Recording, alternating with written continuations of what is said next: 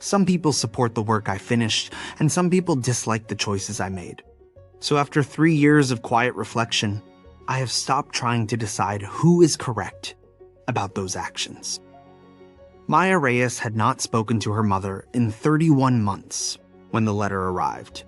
It was a standard government notification, thin paper in a white envelope, the kind of thing most people throw away without reading. Maya read it 4 times, standing in her hallway, coat still on, keys still in her hand. It told her nothing she did not already know, and yet, seeing it in print made her stomach drop straight through the floor.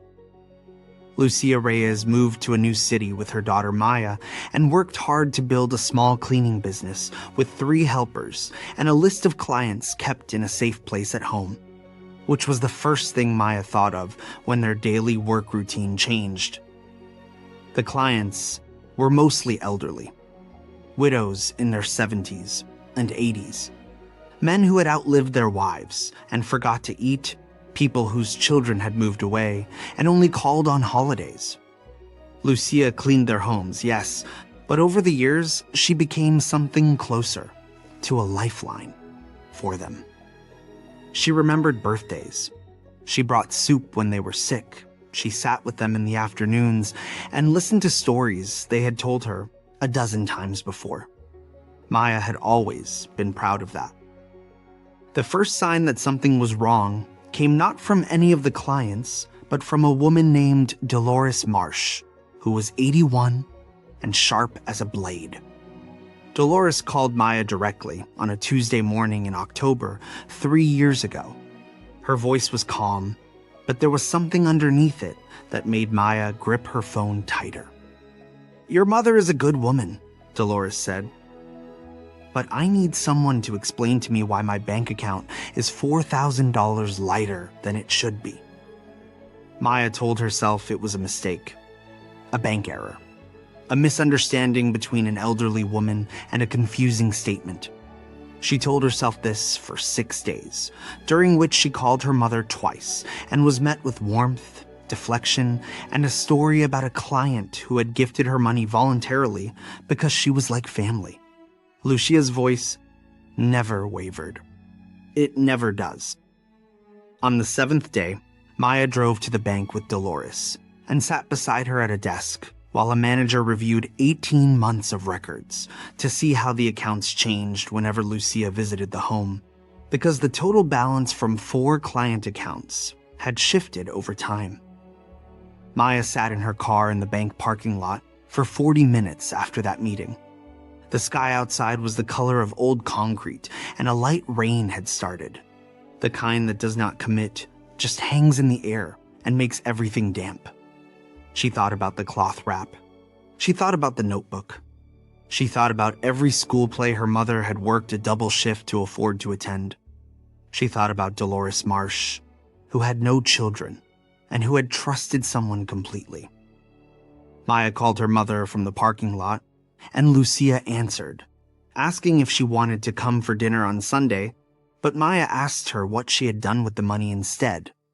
And after 3 seconds of silence, her mother claimed she did not know what Maya meant, and that fast reply made Maya feel sure about the truth. The meeting lasted 47 minutes and achieved nothing, because Lucia insisted that the clients pay her for her years of work and the extra support she provided beyond her cleaning duties, while Maya had no answer for her, and still has not found one, she believes.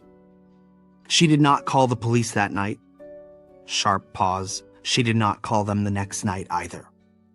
For 3 weeks, she sat inside the information like it was a room with no doors, going over every possible outcome, every version of the future. She talked to no one. She ate badly and slept worse, and went to work every day at the hospital where she was a records administrator, and sat in the fluorescent quiet and thought about what it means to protect someone who is doing harm. She thought about Dolores, who had wept quietly at the bank, and then straightened up and said, "I just want to understand why." It was that sentence that finally moved her. Not the money, not the law, not even the 4 other people whose records she had not yet checked but suspected. It was Dolores asking why, in that quiet and dignified voice, and deserving an answer that Maya was the only person who could provide. She made the call on a Thursday afternoon in November, sitting at her kitchen table with a glass of water she never drank.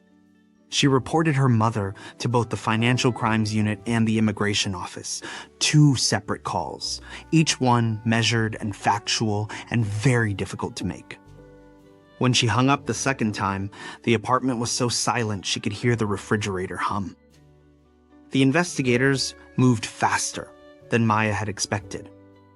Within 2 weeks, there were 2 detectives at her door, a man and a woman in plain clothes, who sat on her couch and asked questions in the careful, neutral tone of people trained to give nothing away.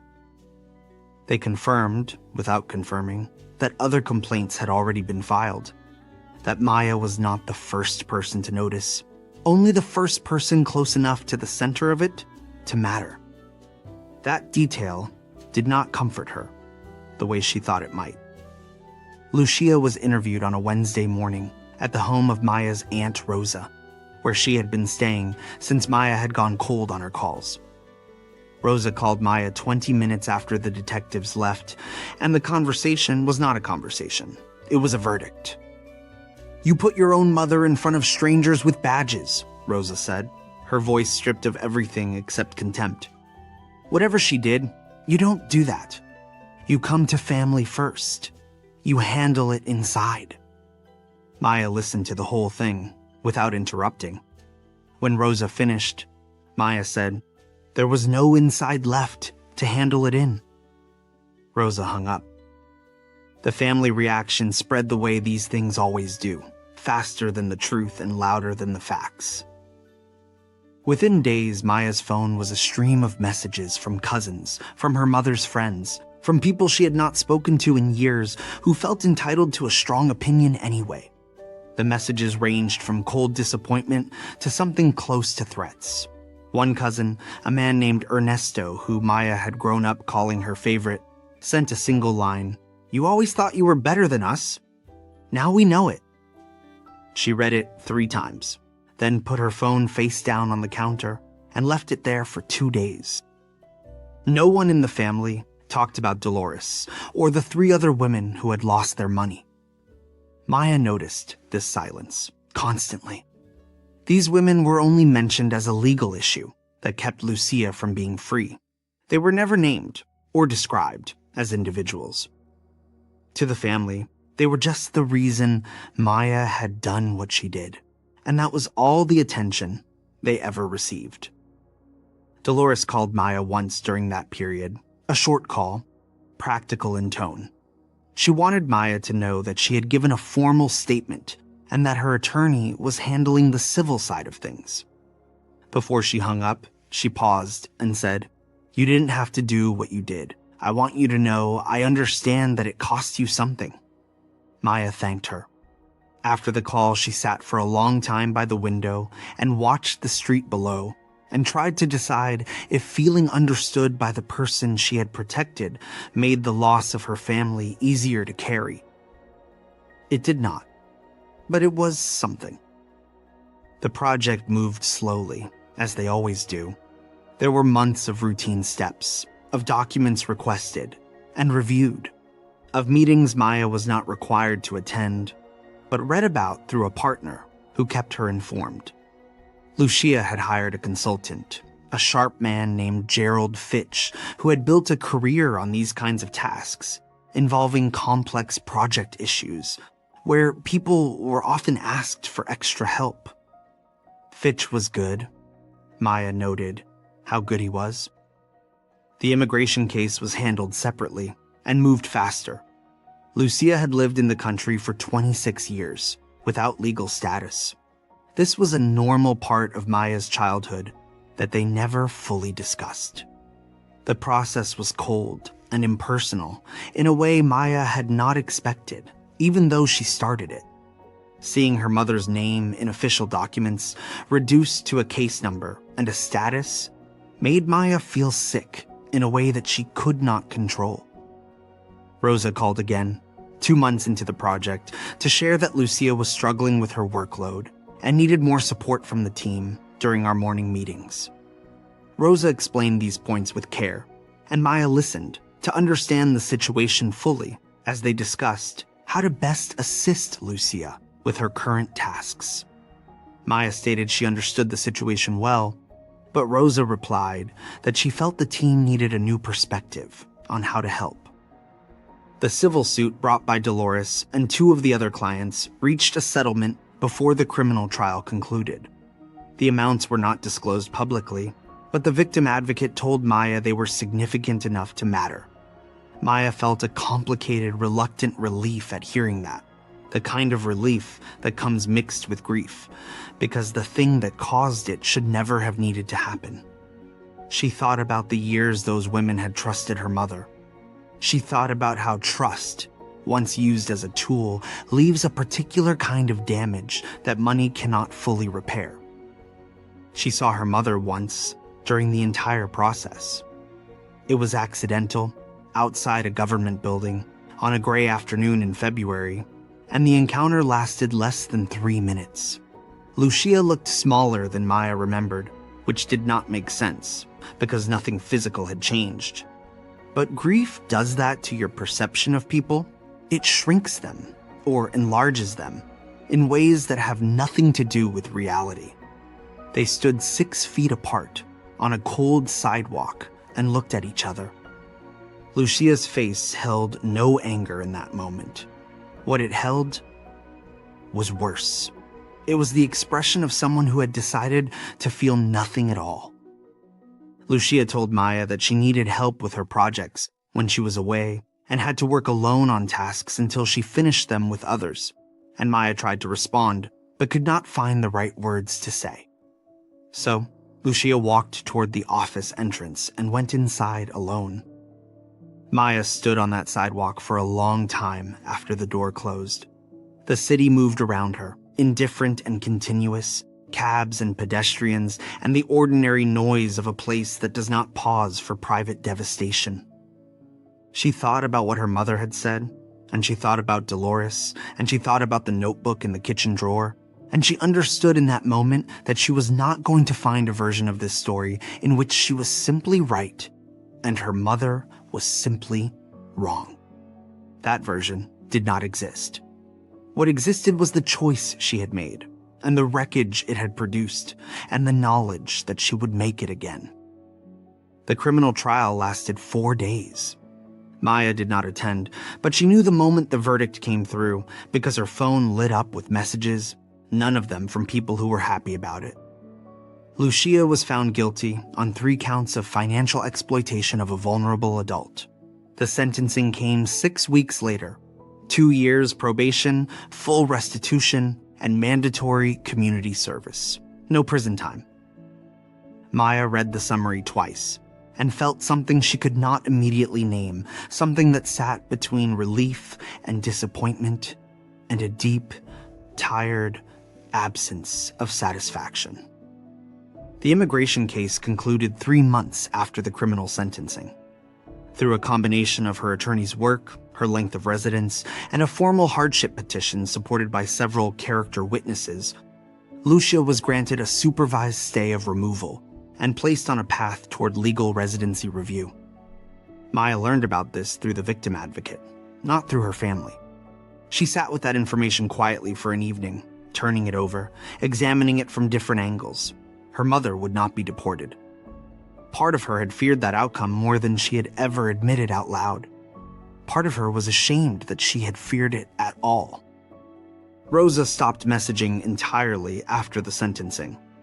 The cousins went quiet too, that particular brand of family silence that is not peace, but rather the absence of energy to continue fighting.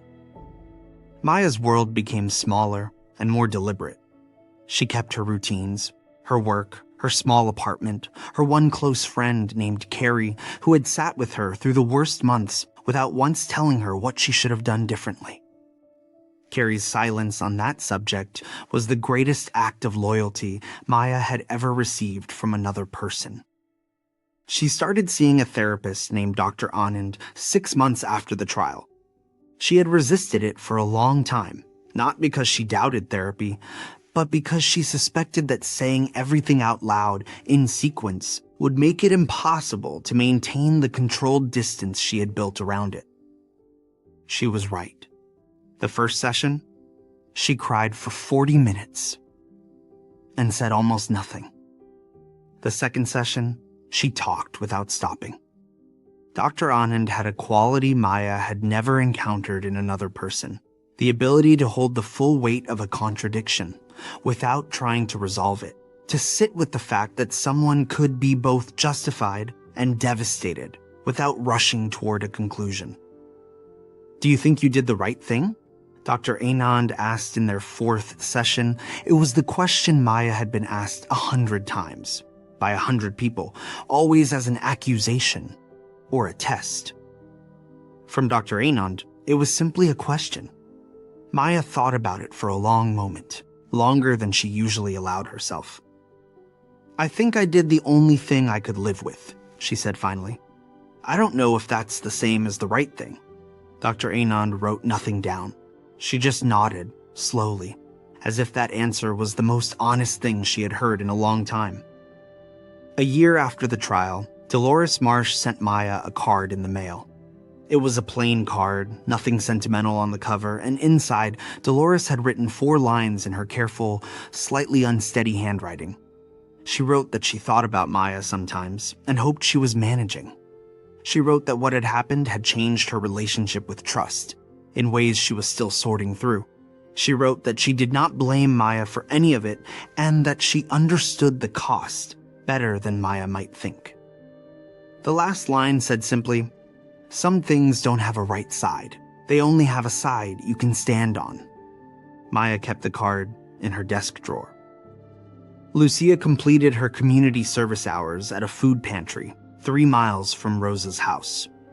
Maya knew this because Carrie had mentioned seeing a social media post from a mutual acquaintance, a photograph of a group of volunteers, Lucia standing at the edge of the frame, looking directly at the camera, with an expression that gave nothing away. Maya stared at the photograph for a long time. Her mother looked like herself, which was somehow the most disorienting thing of all: upright and composed and present, unchanged on the surface by everything that had happened. Maya had changed in ways she could feel in her bones. She wondered if her mother had too, or if some people simply absorb consequence without letting it alter the architecture of who they are. The call came on a Sunday evening in late spring, 18 months after the sentencing. Maya was cooking when her phone rang and her mother's name appeared on the screen for the first time in over 2 years. She stood holding the phone while it rang, the pan still on the heat, and made a decision that took approximately 4 seconds and felt like it took 4 years. She answered. There was a brief silence on both ends, the kind that is not empty but full of everything that cannot be said first. "I'm not calling to apologize," Lucia said. Her voice was the same. Older, maybe, but the same. "I want you to know that. I'm calling because Rosa told me I would regret it if I didn't, and I am trying to do things I won't regret." Maya turned off the burner. She leaned against the counter and looked at the floor and said, "Okay." Lucia said, "I'm angry at you. I think I will be angry at you for a long time." Maya said, "I know." Lucia said, "But you're my daughter." Maya did not say anything. She did not need to. The silence between them this time was different from all the other silences. It had a texture to it, something unresolved, but no longer severed. They did not meet in person that year. They spoke 3 more times on the phone, short calls, careful, and slightly formal, in the way of 2 people relearning a language they once spoke fluently. There was no reconciliation scene, no tearful embrace, no moment of declared forgiveness on either side. What there was instead was a slow, reluctant acknowledgement that they were still connected, that the connection had been damaged in ways that might never fully heal, and that they were both, in their own separate ways, choosing to stay in its vicinity rather than walk away from it entirely. Maya turned 31 in December, a quiet birthday, with Carrie and 2 other friends at a restaurant with low lighting and good wine. No family. She did not spend the evening thinking about her mother, which felt like progress. She spent it laughing, genuinely, at something Carrie said, and she noticed the laugh as it happened, noticed that it was real, and felt something cautious and small that she was not ready to call happiness, but that was adjacent to it. On the walk home, she passed a church with its lights still on inside, warm yellow through the stained glass, and she stopped for a moment on the cold sidewalk and breathed. She had contacted the authorities about her mother, and the situation reached a resolution that felt incomplete for everyone involved because her family had drifted apart. Although her mother remained in the country, while no one felt satisfied or entirely defeated, so she simply focused on rebuilding her life day by day as she moved toward a future that required constant effort to accept the past and the choices she made when they truly mattered. There are people who will read this and know immediately what they would have done. They are the lucky ones. The rest of us live in the space between the call and the silence after, asking the same question on a loop and finding that the answer changes depending on the day, the light, and how long it has been since someone we love last said our name.